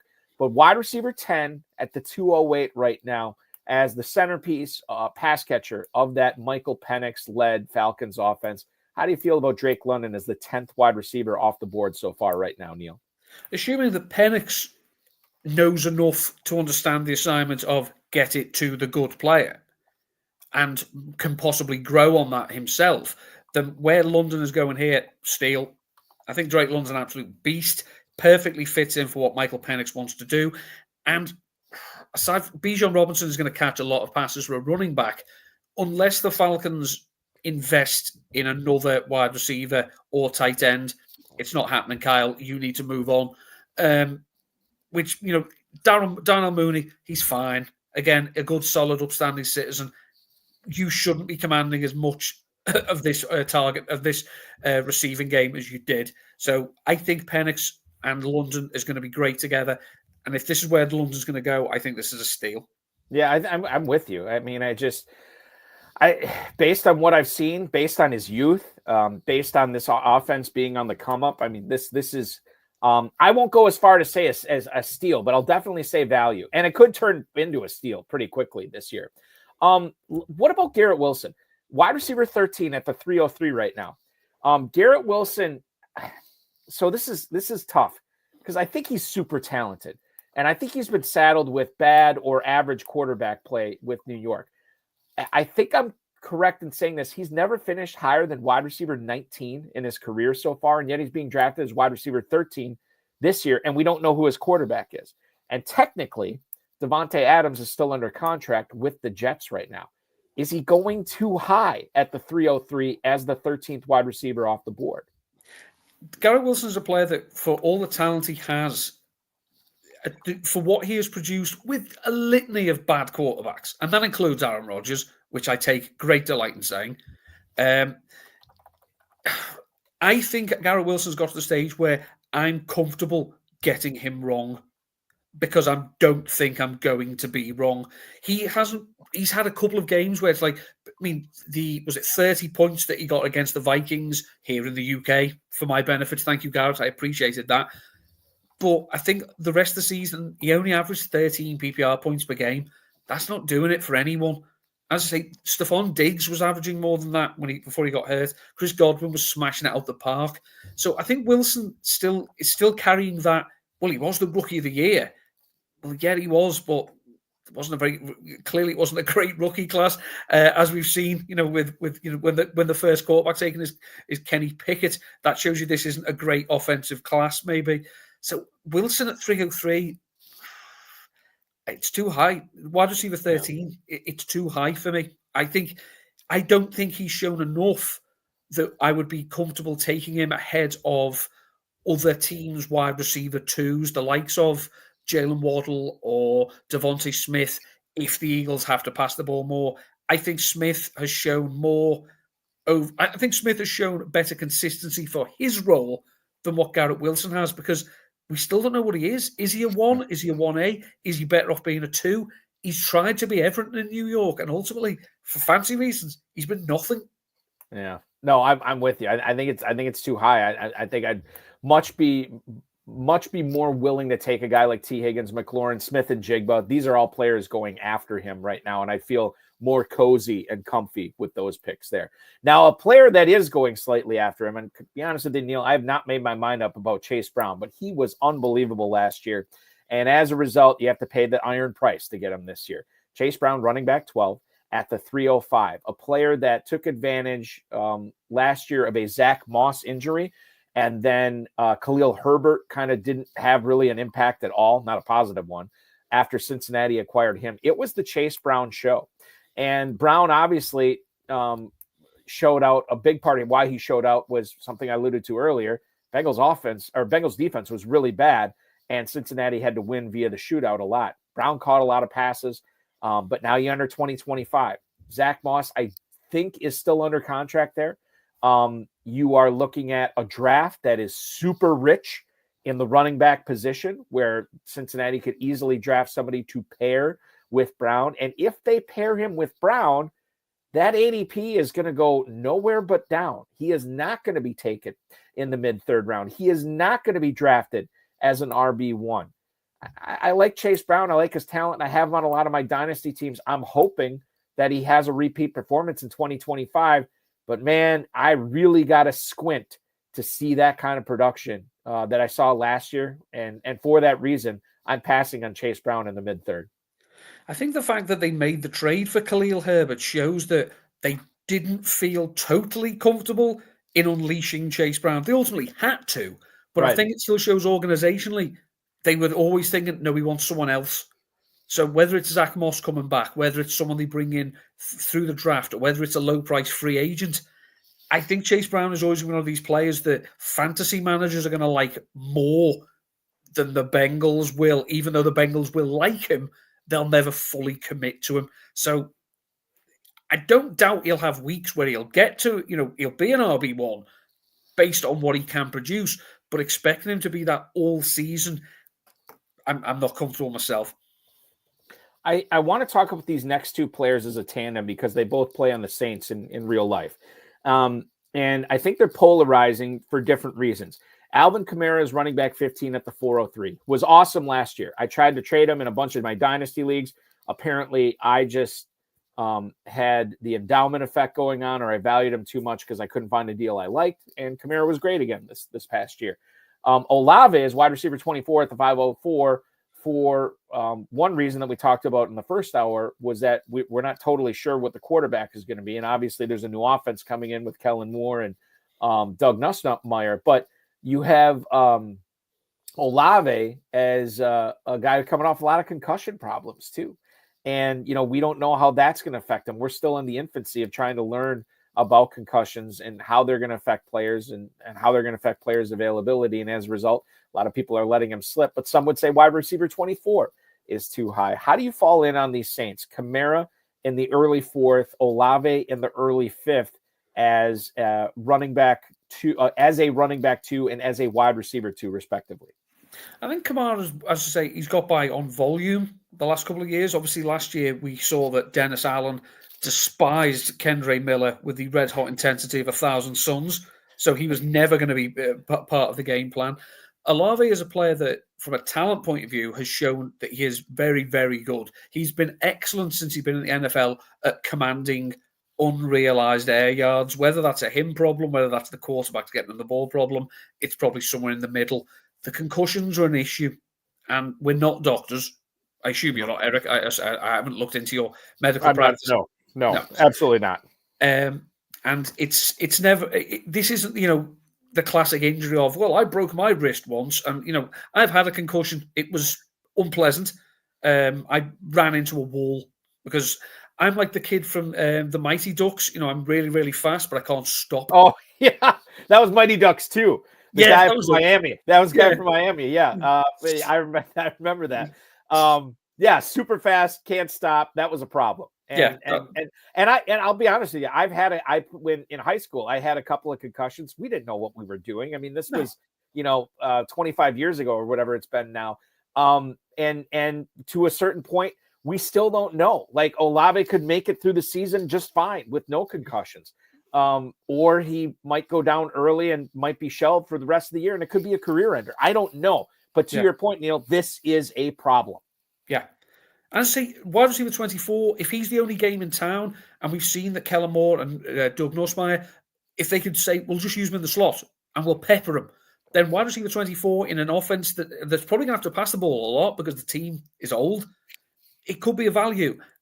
It could also be another, because he's had other injuries as well. It's not just the concussions. He has picked up nicks and knocks along the way. So wide receiver 24 is probably, it's not a terrible spot for him, but it could get a lot worse. I don't see it getting much better. Yeah. Yeah. And that's the thing. It's like nothing is going to happen to him this offseason. I mean, I guess if New Orleans upgrades at quarterback, but I think that's just marginal. I don't think that necessarily affects his ADP. I'm not really seeing anything to make his ADP shoot up. But I could see some stuff that makes it fall, which if that's the case, I'm staying away from Olave there, unless to your point, like he is just the best of a bad bunch there. And then I might bet on the upside of Olave. Speaking of upside, I knew Jayden Daniels was going to be going much higher in drafts than he was last year. I think he ended the season right around like quarterback 9, and that was after a climb up the last couple of weeks of drafting season. I don't know if I foresaw this. He is now going in the early 4th round as quarterback 3. The only 2 quarterbacks going in front of him right now are the guys who are the front runners for the MVP. One was first team All-Pro. The other one was the MVP, and that was Lamar Jackson and Josh Allen. This is a hefty price to pay for a second-year quarterback who, granted, showed us a lot last year, Neil. But am I wrong to feel a little skittish about getting in business with Jayden Daniels at that price? I've seen it happen before. The sophomore slump is a real thing, and I don't really have any reason to think he's going to slump. I've just seen it happen before with guys I didn't have a reason to think they were going to slump. And that's what gives me pause about drafting Jayden Daniels all the way up at quarterback 3. I think this, if you're taking him here, you're taking him at his peak. I think this is the ultimate ceiling play, because as much as, in terms of a passer, very good, very accomplished for a rookie. Will Washington take steps to give him better weapons? Yeah, they probably will. Will they upgrade running back? They certainly could. But we do have, and again, he's, as how soon we forget, Jalen Hurts has scored 15 rushing touchdowns 4 years in a row or something stupid. So he's always going to be up and around there. We're banking on Jayden Daniels not being the second coming of Robert Griffin III. And obviously the rookie season was fantastic. It's phenomenal. One of my best friends is a Washington fan. It's given him hope for the first time in 30 years. It's the hope that kills you. And, we've seen too many false prophets, that turn out to be, snake oil salesmen. It would be great if Daniels were to be quarterback 3, because you bring an awful lot of people along with him.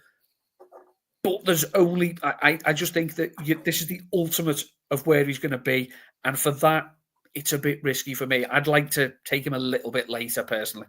Yeah, I would too, which is why I'm probably, and Neil, the way I handle quarterback, I'm usually waiting till the top 8, 9, 10 are off the board, and then I just go bang, bang with 2 quarterbacks in a row. That's usually how I handle the position. It's honestly why I had so much Daniels last year, and now he's kind of priced himself out of my normal range. Now I might pepper him in here or there, but he's definitely not going to be a target for me. I did a draft on this would have been Super Bowl Sunday. I did a draft Sunday afternoon, and I ended up drafting Chuba Hubbard. I waited on my second running back. I got Hubbard as my second running back in like the 5th round or something. In the FFPC, he's going at running back 18 at the 411. We know that Jonathan Brooks is probably missing all of 2025. We know that Carolina could bring somebody in. I'm sure Miles Sanders is not going to be employed by the Panthers this season.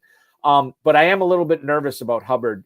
Did I draft him too high based on the career season he had last year, knowing that he was the only game in town in Carolina, and knowing that they're probably going to bring somebody in to at least compliment him, or perhaps even worse, be a 1B with him, which I really don't want to see. How do you fall in on Chuba Hubbard at that 4-5 turn right now, Neil?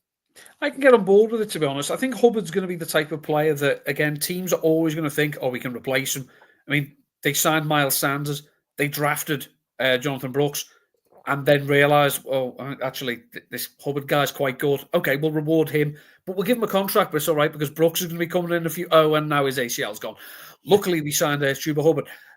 I don't hate this. I think if you're going to start wide receiver tight end heavy and Hubbard's going to be your running back 1, it's tough to get behind. But if he could be a running back 2, based on the offense that we think the Panthers are going to go with, try and keep it low volume, keep Hubbard involved as a passer, I don't hate it. I think he's a good enough player that even if he gets some complementary pieces in, I don't think it's going to be competition, because I still think the Panthers are going to be thinking Brooks might be here eventually.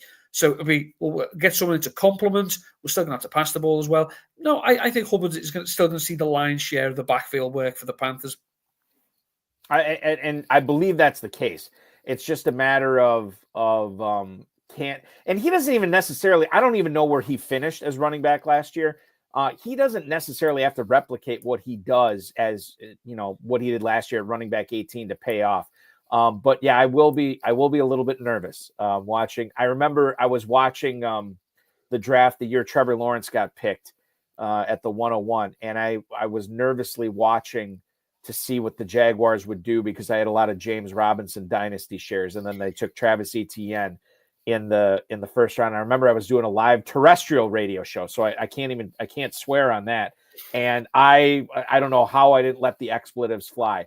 But I was super ticked off about that. It's the same kind of feeling I'm getting with Chuba Hubbard. I'm a little bit nervous to see what the Panthers do on day 2, at least. The good thing is they did lock up Hubbard to that contract last season, so they definitely have full faith in him. Moving on to the tight end position, and let's go with a player who has spent his whole career in the NFC North, but with 2 different teams. If you go with the elite guys in your draft, you're taking Bowers, McBride, Kittle, Laporta off the board. If you don't want to wait for the back end, the Kelces, the Engrams, Tucker Crafts, Dalton Kincaid, Mark Andrews, there's a weird kind of soft spot in the middle where both Tyler Warren and TJ Hockenson are going. I'll bring up Hockenson because there's so much we don't know about Warren.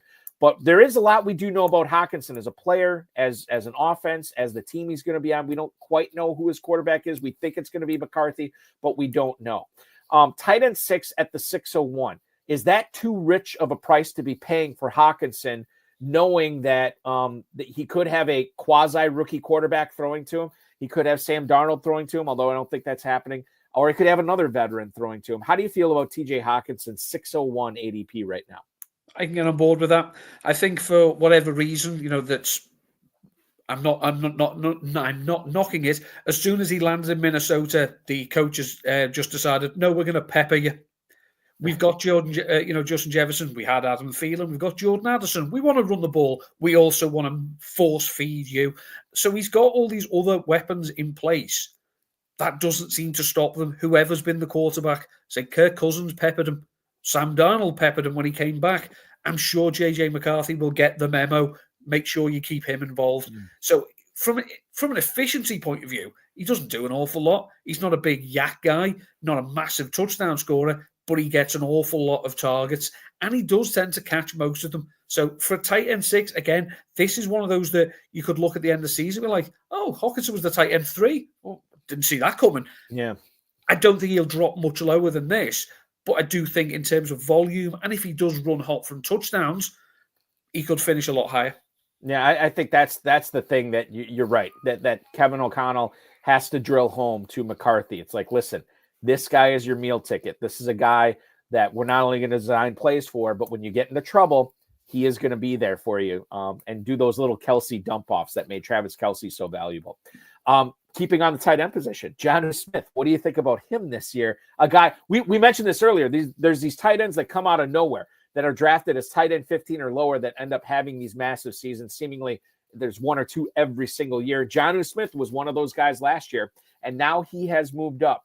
It was a little bit less than 2 years ago. We were complaining about him taking away all the Kyle Pitts targets, the Kyle Pitts receptions in Atlanta. And now this past year, with Miami trying to keep Tua Tagovailoa upright, ended up focusing their passing game on Devon Achane and Jonnu Smith this past year. Now, part of that was the offensive line, too, was bad. It's going to be better this year. And Tyreek Hill and Jalen Waddle are going to have the opportunity to not only win sprints downfield, but catch the ball at the end of those win sprints. So I don't think Smith has as good of a year this year as he did last year. However, you do have to pay a higher price. He's tight end 8 at the 701. Again, before those last 4 of the tight end ones go off the board, Jonnu Smith is there. Is he worth taking over some of those other guys like Kelce, Andrews, Engram, so on and so forth? See, I've been writing about Jonnu Smith since he came into the league. In fact, one of the first rookie pieces I ever wrote for RotoViz was about Jonnu Smith and how I predicted how he'd be a good spot on a team that already had a veteran tight end that he could learn from before taking over a team like the Titans. So I nailed that, and I've been living off it ever since with Jonnu. So it seems like I always will spend at least 2 or 3 weeks a season writing about him as a streamer. So last year when he graduated out of streaming, I was ecstatic for him. I don't think that was the harbinger of a brave new era where he's going to be taken here. I think last year, I would hate it to be because I love the player. I think he's been great wherever he's been. I think he's done his job. He's given us what we want. I think now our expectations seem to have shifted, that we now think he's a superstar, which in my eyes he is. But in terms of the actual overall thing, I think this is a bit too rich. Because, as I say, I don't think the way it went offensively last year for the Dolphins is how they want to live. I don't think they want to force feed Devon Achane and Jonnu Smith. Ideally, they want to force feed Waddle and Hill. And I think if they can protect Tua a bit better this year, that's what they'll go back to. So I think this is awfully rich for Jonnu, as much as I'd pay it happily every year. But I don't think it's a sound investment. Yeah, I think you're dead on with that. I think it was a plan of necessity for Smith and Achane last year. That was not Plan A. And Plan A this year, they're probably going to go back to more of a Hill and Waddle focus. Well, now will they be able to keep that up all season? I don't know, but I'm going to be drafting based on that because I think the value is Hill, the value is Waddle, the value is not Jonnu Smith right now in drafts. Want to wrap things up with the quarterback position. As far as I can remember, maybe his first full season as a starter, he was going lower than this. But Patrick Mahomes has fallen to quarterback 6 at the 807. And I don't necessarily know why that is, because even if you take Kelce away, man, you're going to get Rashee Rice next year. Obviously, you're going to have to deal with the suspension. But Xavier Worthy looks great. I think Noah Gray has looked pretty competent as well. I mean, sometimes outplaying Kelce as far as the statistical standpoint goes in several games this year. And then somebody brought up in the chat earlier on YouTube, the Chiefs could go after a tight end in this year's draft, maybe even a tight end in the first round and grab, somebody like Colston Loveland or something like that. There's a non-zero chance of that. So to see Patrick Mahomes slip all the way to quarterback 6, I don't know. I think it's a bit of an overreaction, but maybe I'm wrong. How do you feel about Mahomes going into next season with or without Kelce, Neil? I think quarterback 6, it feels wrong because, as you say, it's Patrick Mahomes. Even though that over the last 2 years, quarterback 6 has probably been his high point because he hasn't had the insane 400-yard, 5-touchdown games. They just haven't been there. Because the defense has been really good for Kansas City. Yeah. And as bewildering as it is for an Eagles fan of quite long standing, seeing Andy Reid actually overly rely on the run at times has been very strange, which was like, Big Red, it's not working, don't you? Yeah, so throw the damn thing. As opposed to all those years, the Eagles, it was like, God, he threw it again. But it's quarterback 6, as I say, if we have Worthy, we have Rice, we have Kelce being his thing, or we have Gray, or even an upgrade at running back, someone who can catch some passes. Quarterback 6, it's not a terrible spot for him. But again, unless he adds, unless he seriously ups his touchdown rate or increases his rushing output, which is not very likely, 6 probably seems like a good spot. But again, this feels like ceiling. It doesn't feel like the doorstep to a much higher because he just doesn't run enough. Yeah. That's another. Well, and I'll tell you this too. A guy who's going a little bit lower than him. This is another guy that I don't know if he's ever gone this high before, and that's Baker Mayfield as quarterback 9 at the 9-11. This is a player who has bounced around. I think this is like his 3rd or 4th team right now, and people were down on him, being a starter on a team with a new OC last year, and he crushed it. Then Dave Canales left, or 2 years ago, and then Dave Canales left, and then a new OC again, Liam Cohen, and he crushed it even more. We think he's going to have Chris Godwin back. I shouldn't say we think that, but there's a pretty good chance that Chris Godwin comes back, a healthy Chris Godwin. You're going to have K. Dot, and you're going to have Mike Evans again. Jalen McMillan looked pretty good at the end of last season. There's a non-zero chance they invest in the wide receiver position if they don't bring Godwin back, and they could get a day 2 guy there as well. So I think things are looking up, and Mayfield led the league in touchdown passes last year, and now I can get him at the end of the 9th round. That's pretty good value. I like that price on Mayfield right now. Neil, how do you feel about him? I like it as well because I think Mayfield he's got that Ryan Fitzpatrick gene that he thinks he's more athletic than he is. So he runs. He probably shouldn't, but when he runs, he commits his full body, soul, and being into the run. So it always looks quite violent, but he always seems to spring back up. So if he has that plethora of receiving talent, he has Bucky Irving, to keep things honest. And Irving as a receiver as well isn't a terrible option. He's not going to throw for 40 touchdowns again, I don't think. I think his is going to be one of those we'll look back in 10 or 15 years and it'll be Baker Mayfield threw for 41 touchdowns. Did he? Oh, okay, yeah. But I still think there is the potential because I don't think Tampa Bay, this is the worst Tampa Bay defense I think I've ever seen in like 25 years of watching it, with a defensive head coach and still with some good pieces back there. It's like, this is a sieve. So he's going to have to be in shootouts, which I don't think Patrick Mahomes is going to say, because that defense is still fairly solid. They've still got Spags. So I think I prefer Mayfield at this ADP to Mahomes at his. But I don't think Mayfield is ever going to challenge the big 3 if we include Daniels in that. But I think he's got a better chance of upping this ADP than Mahomes has his. Yeah, no, I'm totally with you on that. The upside with Mayfield is much higher here, especially when you consider you get him around later, a full round plus later than Patrick Mahomes as well. We have Tom Smith and Bill Hollywood hanging out in the YouTube chat. They're actually in a Big Gorilla tournament right now, slow draft together. You too can join the Big Gorilla tournament over at myffpc.com, $1 million grand prize. $350 entry fee in this. Draft's already off and running right now. You can be one of the first teams if you're a team in one of the first 200 leagues we fill prior to June 14th, you'll be entered into the early Rampage tournament. And the 7 Bananas promo is now, you want to get that 7 pick and you want to get a consecutive drafts in a row so you can get free teams and a possible jungle safari from the FFPC. Sign up now at myffpc.com. We're going to take our final break. When we come back, we'll get into some rookie conversation as well. Who does Neil Dutton prefer between Caleb Johnson and Quinshawn Junkins, Luther Burden III or Emeka Egbuka? We're going to talk about that and so much more. Neil Dutton from 4for4 RotoViz, Player Profiler. I'm Eric Balkman. You're watching the High Stakes Fantasy Football Show on the Better Sports Network.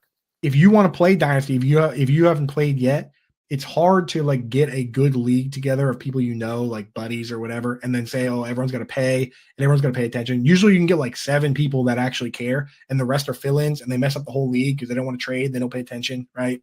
So if you're looking for a serious place to play, go to myffpc.com, use promo code COOP. They'll give you $25 when you deposit 35 or more, and you can go over there and you can either do a startup draft where you draft in from scratch, draft in a brand new team, rookies, everything included, or you can adopt an orphan team where you go in and take a team that somebody gave up on, and that's a lot of fun because you separate the players you like from the ones you don't, and now you got a bunch of trade chips and pieces, and that's a true measure of how good of a fantasy player you are if you can take one of these orphan teams and battle back to win, man. So, FFPC, really cool place to play. There you go, right there. You can use the QR code, get set up. It also supports the show. So if you're looking for a place to play and want to support me, use promo code COOP. They'll give you $25 when you deposit 35 or more, and you can play best ball, you can play Dynasty. And if you're a Fantasy Alarm member, just hit me up in the Discord on Coop's Corner and post your team.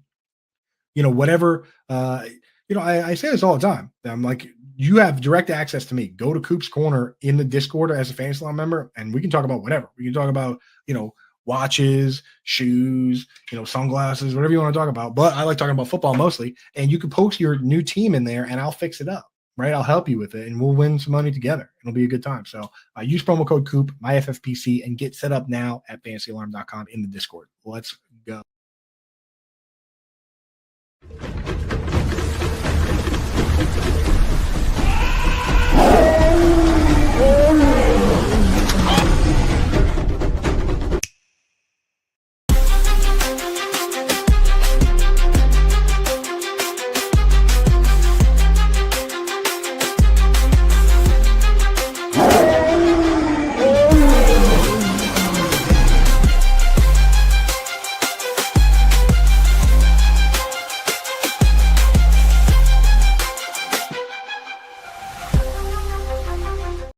Big gorilla going on right now at myffpc.com. But that's not all. Remember, we got a ton of dynasty leagues that have some orphans ready for you to pick up.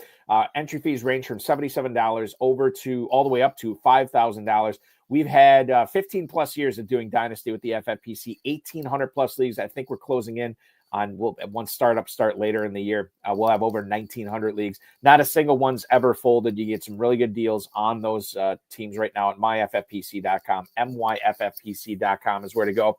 And speaking of Dynasty, we're going to talk some rookies here with Neil Dutton from Player Profiler, RotoViz, and 4for4. Follow him on the X at ndutton13. I thought we'd do a would you rather because we're kind of pitting these two players against each other. In even redraft right now, with so many people drafting, these rookies are having an effect on it. So we already kind of talked about Jeanty, but I want to get your opinion on which of these guys you'd rather have. Obviously, not knowing what team they're going to end up on, where this is just talent only right now. We'll kick things off with the running backs: Omarion Hampton or Travion Henderson. Henderson, one half of that lethal duo in Ohio State, and Hampton, who it seems, I think people are drafting him in the FFPC right now as the running back too. I want to verify that. Yeah, he is going as running back too. Although Travion Henderson has closed in on him. These guys are both 5th round picks in redraft. And we could answer this via, dynasty or redraft. But when you talk about Hampton versus Henderson, do you have a strong feeling either way on which guy you'd rather have right now, Neil? Not a mega strong feeling because I say one of the deciding factors I was like in my running backs, especially in college, is did they catch passes?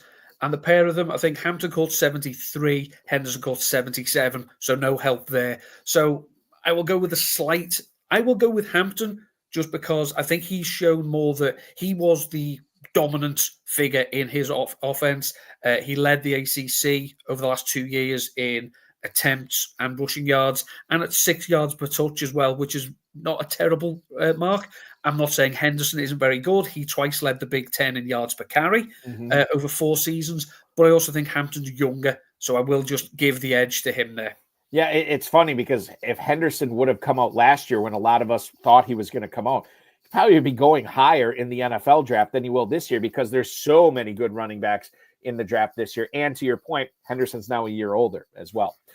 Caleb Johnson is getting some steam right now out of Iowa, a big truck of a player. And then Quinshon Judkins, the guy who started off at Ole Miss, then he ends up going to Ohio State this past year, assuming it was a big NIL thing was the reason he went there.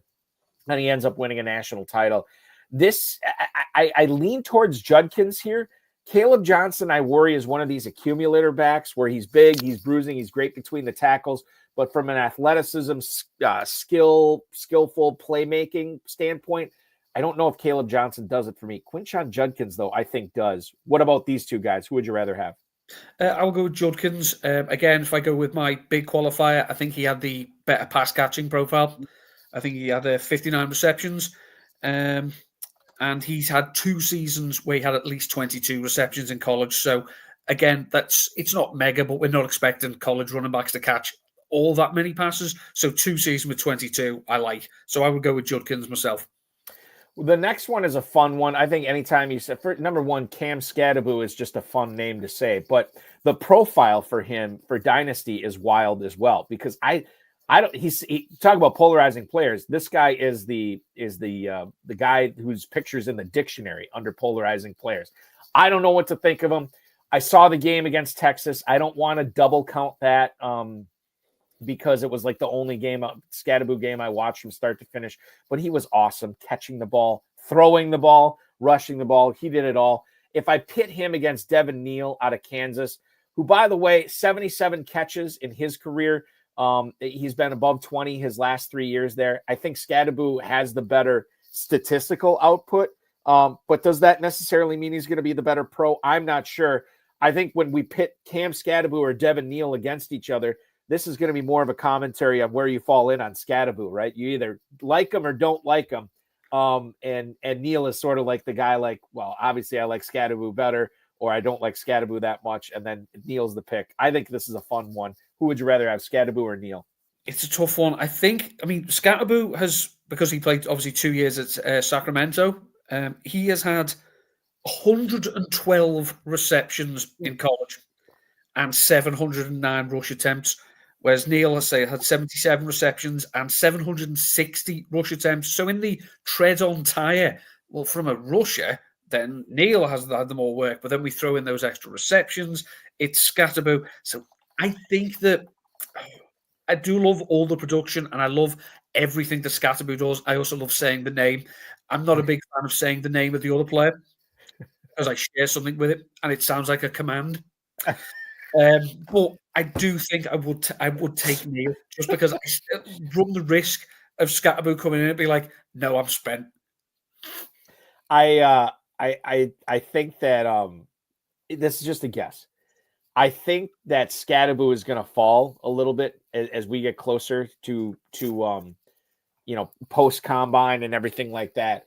That's just a feel. I don't. He doesn't really represent a guy to me that has the profile of a player that moves up. I think we might be getting peaks, and I have nothing to back this up. I just a feeling. I think we're drafting Scadaboo. It's peak Scadaboo season right now.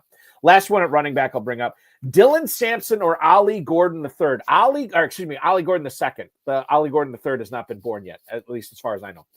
Ollie Gordon II played on a really bad Oklahoma State team, and yet he did numbers. That should not happen. You should not be on a bad football team playing the running back position and putting up big numbers, but that's exactly what Gordon did. And then I hear people talking about Dylan Sampson, smart people in the industry, saying that this guy who's coming out of Tennessee, he's better than Jalen Wright. And you think about how high Jalen Wright went in the NFL draft. Well, if Dylan Sampson's better and he's a more complete player, man, I could get behind that. But Gordon, I think I could too. Where do you fall in on this, Sampson versus Gordon? This is probably another close one. It is a close one. Again, I think the fact that Gordon was as productive as he was on a bad team actually goes in his favor here. I'm not saying that Dylan Sampson was a powerhouse, as bless them, Tennessee are not the mightiest team. They're obviously a very good program, whereas Oklahoma State have had their moments. But I do think the fact that Gordon had to do everything, and they say he had his 81 receptions, strong college dominator rating on punter player profiler. Mm-hmm. So I would just take Ollie Gordon over Dylan Sampson. I want to move on to receivers. This first one it's kind of a fake one, but I want to get your thoughts on Travis Hunter. Teteroa McMillan and Travis Hunter right now in the FFPC Big Gorilla are going as wide receiver 1 and wide receiver 3. Now Hunter is going to the combine, Neil, as a cornerback, which I think took many of us back. And it's going to be interesting to see whatever team drafts him, how they utilize him on offense. We know he's going to play both ways, but if he's a corner, is offense taking a back seat to his defensive prowess? And if offense is taking a back seat, should we be drafting him as high as we are? I like McMillan better than Hunter, but this is more of a Travis Hunter question. How do you handle him? Understanding how talented he is, but also understanding that because he's that talented, it might actually cost him in fantasy football. I'm always distrustful of multi-position players. If you're that talented, that you can keep doing everything, well, you're a git. So, speaking of someone with very little talent, if you're good enough to do everything, you're a git and I don't like you. The problem you have is that it always comes down to this. Well, eventually you've got to go to one of these meetings. Is it the receivers or is it the defensive backs? My thought is Hunter going to be more of a Deion Sanders in that he's a cornerback who plays some snaps on offense rather than a wide receiver who plays some snaps on defense? If it's the latter, then obviously we can get interested. If it's the former, then I'm not interested in the slightest, and it's Tet. It's Tet for sure. No question here. Luther Burden III, who, if he would have come out last year, I don't want to say he hurt his stock this past year, but he didn't help it. He had a down year. And then Emeka Egbuka, who I brought this up with Ryan Reynolds from Player Profiler a couple of weeks ago, and he was surprised to learn, as I was, Emeka Egbuka is the leading wide receiver in Ohio State history, partially because he's been there for forever, partially because he's good, and then obviously partially because they had a deep run in the college football playoff this year. I worry about the upside with Egbuka, not upside, the ceiling with Egbuka. I think he just might be a solid pass-catching number one, never spectacular, never with the big spike weeks, or he could just be kind of like a low-end number two. Like, I think his floor is solid, but if I'm drafting, especially for Dynasty, man, I want to draft the exciting ceiling guys. I definitely see it with Burden, but Egbuka definitely, in my opinion, is a safer pick. Who would you rather pick here this year, Luther Burden or Emeka Egbuka? I think it's Egbuka because one thing that I like, and again, this is something that you can see on the pages at Player Profiler, which obviously I'm allowed to say, hopefully, 1,282 special teams yards in Egbuka's career. This guy gets the ball, and when he gets the ball, he racks up yards in all phases of the game. Burden, as I say, Burden could be absolutely fantastic, but he could be very volatile. Whereas I think Egbuka, I think he might be, I'm not going to say boring, because that implies that I'm not interested, but he could just be what you get is what you will always get. And in fantasy, sometimes it's good to have that to rely on. We only have time for one more, so I'm going to do the tight end one here. Tyler Warren, who really surprised me, he is being drafted as tight end 5 in redraft right now in the FFPC Big Gorilla. Neil, we know he's super talented. At the age, I mean, he is an older tight end, so you always wonder, well, is this production that he had at Penn State because he was beating up 19 and 20-year-old kids at the age of 23 or whatever? I don't know. Maybe it had nothing to do with it. And then Colston Loveland, who I think if we flash back to rankings for the 2025 NFL draft before the college football season started, I think Loveland was like the tight end 1. I think a lot of people had him as the first tight end going off the board. Now you have Warren with the monster season. Who would you rather have between Warren and Colston Loveland? A Big Ten battle here between Penn State and Michigan. I was listening to Daniel Jeremiah's call before. It's what I do. I've got nothing else to do. And he actually said that Loveland, I think, is his tight end 1.